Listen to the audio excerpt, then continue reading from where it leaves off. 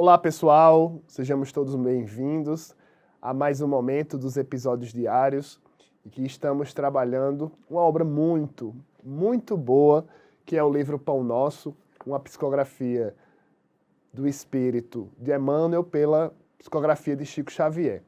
Estamos no capítulo 74, intitulado Más Palestras, que de palestra não tem nada, né?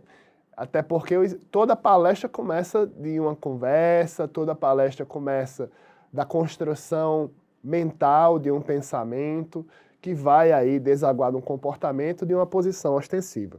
No capítulo de hoje, o Espírito de Emmanuel traz uma reflexão muito lúcida a respeito do tom da conversa que nós temos. Porque é o tom da conversa, por exemplo, que vai exteriorizar o que a gente pensa. É o nosso tom de conversa que vai concretizar quem nós somos. Às vezes, a gente consegue se enganar e tenta, às vezes até consegue também, enganar o outro falando algo que não sente, falando algo que não crê e algumas vezes até mentindo. Mas como nós somos feitos de fluidos, uma hora ou outra a gente se revela. Não necessariamente pelas palavras, nem pelas palestras, mas sim pelos nossos comportamentos. E aqui eu trouxe 3 recortes para a gente refletir. O primeiro é logo no comecinho do texto, que diz o seguinte: a conversação menos digna deixa sempre o traço da inferioridade por onde passou. A atmosfera de desconfiança substitui imediatamente o clima da serenidade. A qualidade da nossa conversa vai edificar a nossa força psíquica, a nossa vibração mental. Ela vai, por exemplo, colocar como se fosse um estereótipo de quem nós somos. E muitas vezes, a depender do nosso processo, a gente tem uma tendência de falar mal do outro. Mas muito cuidado quando a gente fala mal do outro. Porque por incrível que pareça,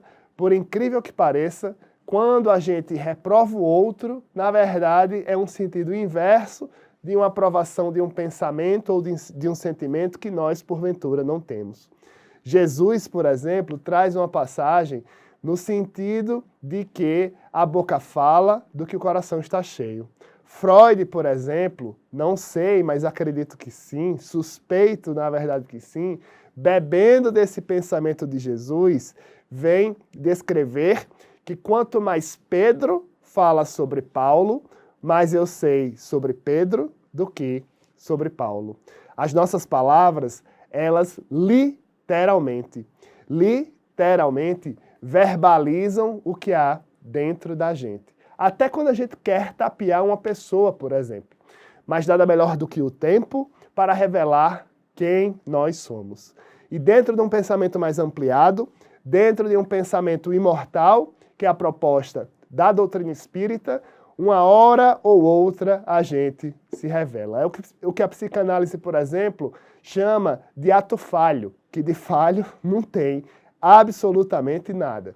As poeirinhas que a gente bota embaixo do tapete, uma hora elas saem e vão aí, como se fosse um pólen, se pulverizando por onde nós passamos. Outra reflexão que eu considero bastante importante é a seguinte: a má conversação corrompe os pensamentos mais dignos. As palestras proveitosas sofrem-lhe em todos os lugares. A perseguição implacável e imprescindível se torna manter-se o homem em guarda contra o seu assédio insistente e destruidor.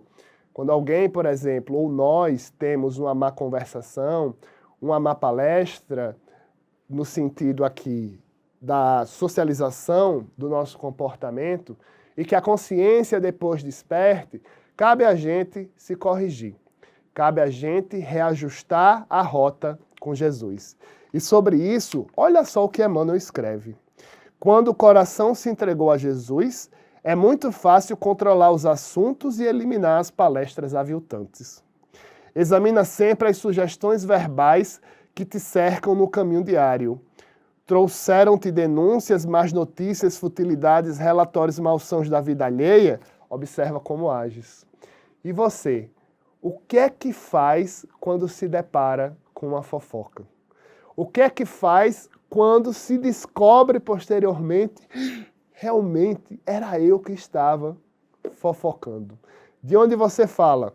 Alguma dúvida, algum comentário, alguma correção sobre essa breve conversa desse capítulo 74, Mas Palestras? Conhece a Comunhão Espírita de Brasília presencialmente? Não precisa falar. Mas qual é a pessoa mais fofoqueira que você conhece? Será que é você? Um abraço e até a próxima.